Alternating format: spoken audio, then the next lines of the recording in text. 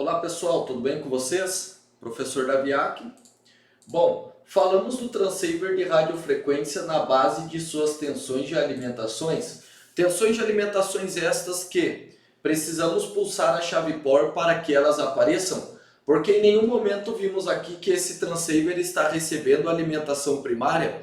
Quem recebe alimentação primária por ele? O PMIC. Porque o PMIC de radiofrequência, que está acoplado dentro do PMIC principal na maior parte dos Androids, é quem recebe a alimentação primária para que seja regulada essas tensões e distribuída ao transceiver conforme a sua necessidade e para execução de trabalho. Então essas tensões de alimentações chegam como que 1, 2, 3, 4, 5, 6, 7, 8, 9, 10 tensões de alimentações por diversas partes ao transceiver e fazem com que ele realmente funcione, porque trazem alimentações para ele. Aparecem depois de pulsar o power em algum determinado momento.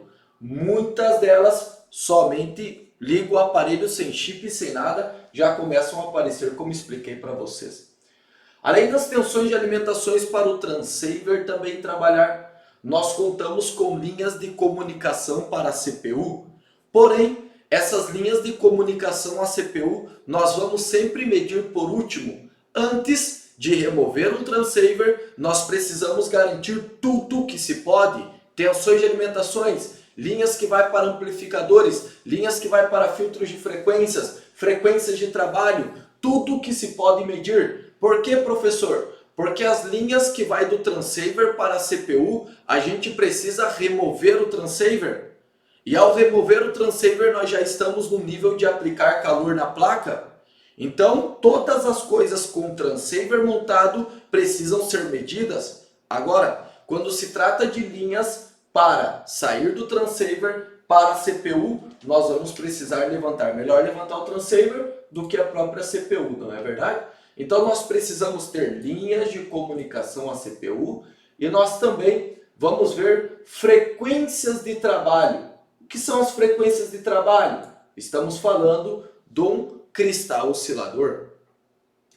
Então aonde estaria primeiro esse cristal oscilador, essa linha de frequência de trabalho que está sendo compartilhada com o transceiver? Vamos verificar. Como por exemplo, por aqui nós temos informações de RX, recepção e transmissão input, banda 5, banda 8 está vindo de algum amplificador. Aí nós temos linhas que não estão falando nenhuma sigla com relação a cristal oscilador. Então aqui nada. Opa, acabei de localizar. Aqui já está escrito GNSS TCXO. TCXO, já estamos ouvindo ou lembrando falar de um cristal oscilador. Qual outra linha? Opa, aqui nessa de baixo nós temos também algo escrito como VC-TCXO-in de input. Ótimo, então vou copiar uma dessas duas linhas e vou ver para onde vai nos levar TR-TCXO. Enter. E opa, perfeito. Nos trouxe a um cristal oscilador. O nome desse cristal oscilador significa OSC2000. OSC2000 refere-se ao cristal oscilador, eu acredito que de 26 MHz.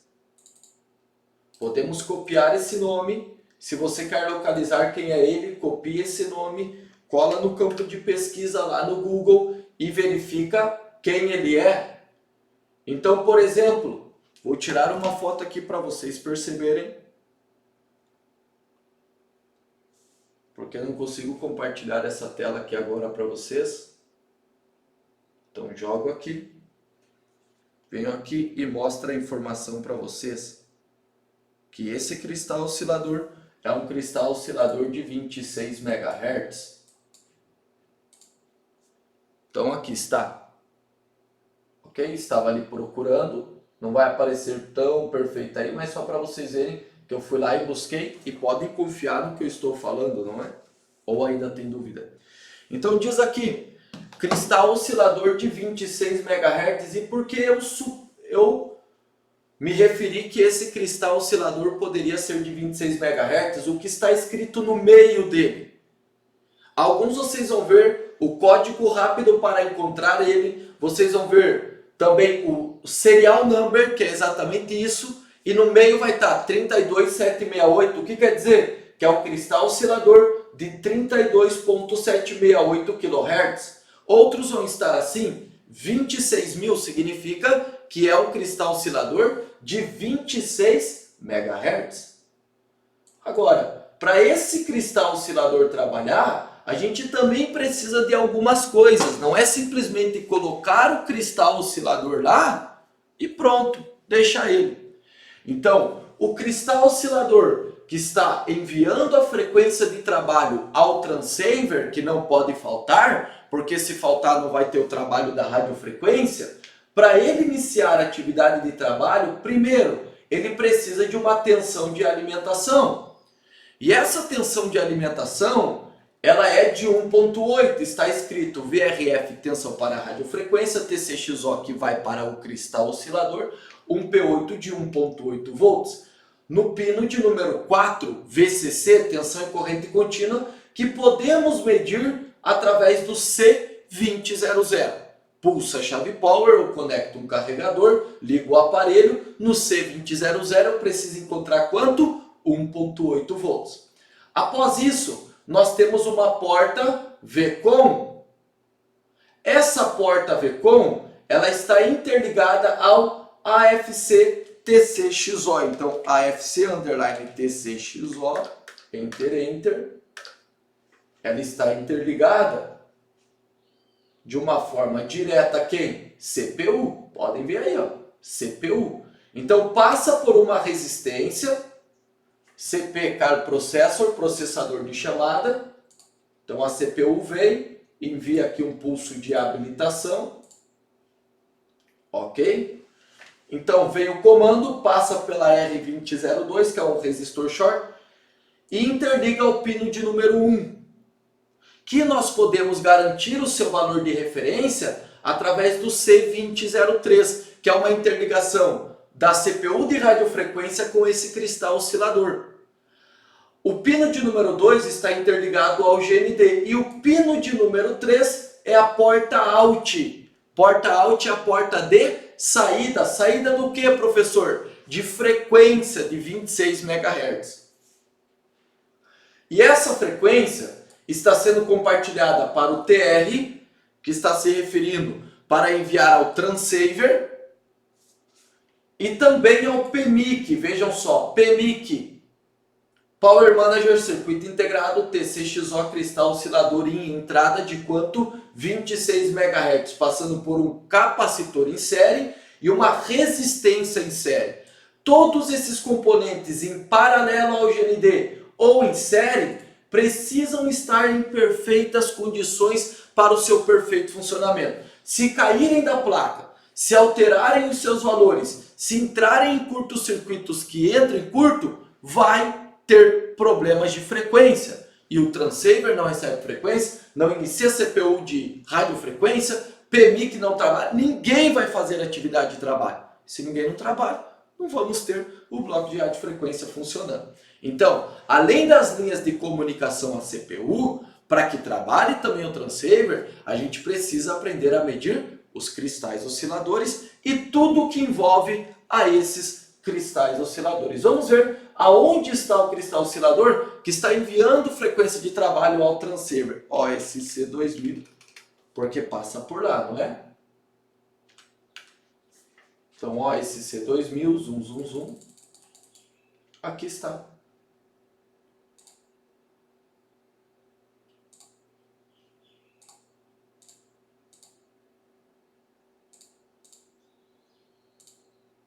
Ótimo. OSC 2000. Então venho para cá e aqui estaria o meu cristal oscilador de 26 MHz, que é compartilhado também à CPU principal. Beleza? Então, por esse caminho, eu consigo estar executando as medições do próprio cristal oscilador. Pontos de atenção que eu já falei para vocês. Repito, aqui em cima dos cristais osciladores, vejam que temos cristais osciladores, cristais osciladores. Essa parte de cima dos cristais, elas são negativas.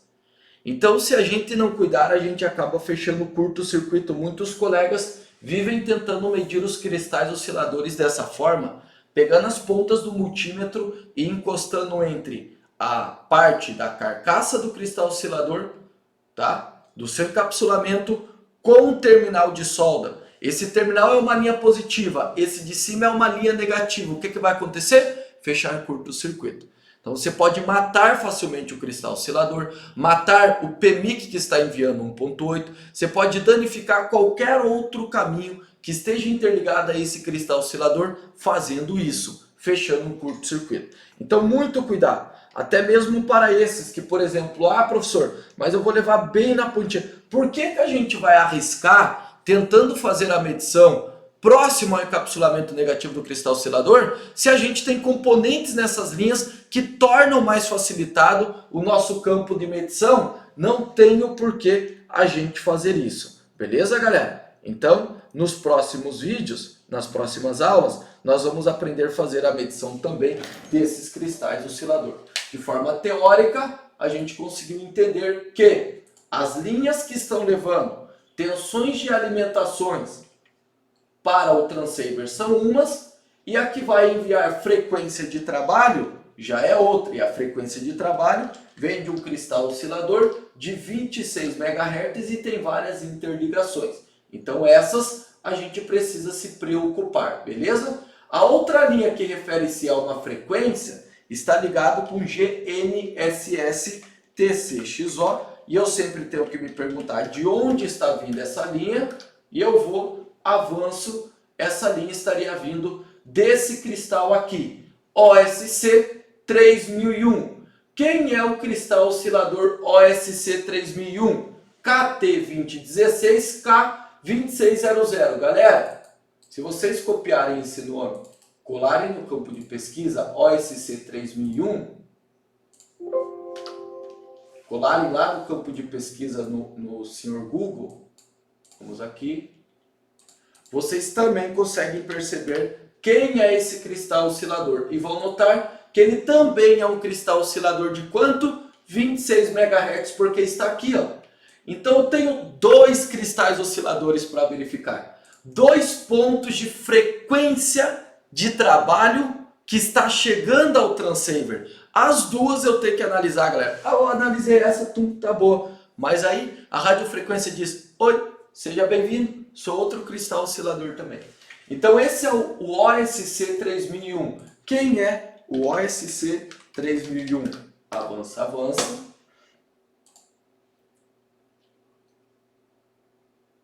OSC 3001 é exatamente esse que está na parte de cima, que envia a frequência diretamente ao transceiver. Quem diz isso não sou eu, quem diz isso é o próprio esquema elétrico. Então aqui eu tenho outro cristal oscilador, pertence para quem? RF. Para ele trabalhar, precisa de uma tensão de alimentação de 1.8, conhecida como VRF GNSS 1P8, Pulso Power. Liga esse aparelho, conecta um carregador que seja, tem que aparecer 1.8 volts no pino de número 4, que eu vou procurar fazer a medição através do C3019. Se essa linha estiver em curto, o celular pode ligar? Pode, porém não vai funcionar radiofrequência, porque não tem cristal oscilador. Sem cristal, sem trabalho, sem relógio, sem trabalho. Então por isso que às vezes a gente fica perdido. Tá sem serviço, tá somente em chamada de emergência, tá com a bolinha taxada.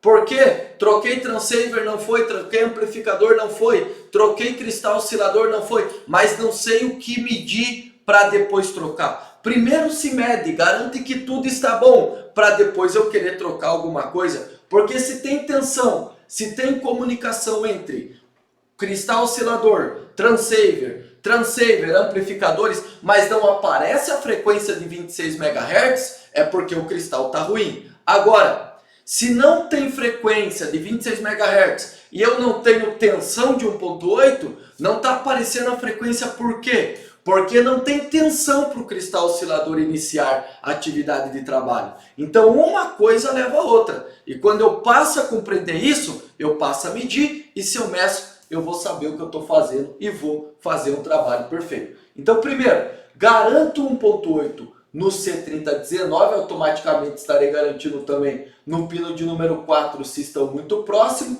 Após, garanto que o pino 1 e pino 2 estão com interligações ao GND. E por fim, garanto no pino de número 3, que é o pino de saída, que tem a saída de 26 MHz com a utilização de um osciloscópio. Então essa linha está indo para o GNSS, então GNSS, underline TCXO, underline 1. Então vem aqui, e essa linha está interligada à balde de solda de número L2. Só que notem que essa linha eu não encontro nenhum componente em paralelo ao GND ou em série para mim executar a medição. Então o que é que eu vou fazer? Eu vou verificar aonde está o pino de saída do meu cristal oscilador. Para não correr o risco de eu fechar um curto-circuito aqui, eu vou soldar um fiozinho de jumper para cá, não esmaltado, e vou então executar a medição longe do encapsulamento negativo para não correr o risco de matar ou o cristal oscilador ou o próprio transceiver, beleza? Então, frequências de trabalho para radiofrequência relacionadas a transceiver ou qualquer outro setor, sempre verificamos dessa forma. O que está envolvendo o cristal oscilador, medimos tensões de alimentações, capacitores em série, resistências, interligações com PMIC, CPUI, etc., para a gente poder estar ciente do que está fazendo e ter certeza de que quem está com defeito aqui nesse setor, ok? Muito obrigado, até a próxima aula.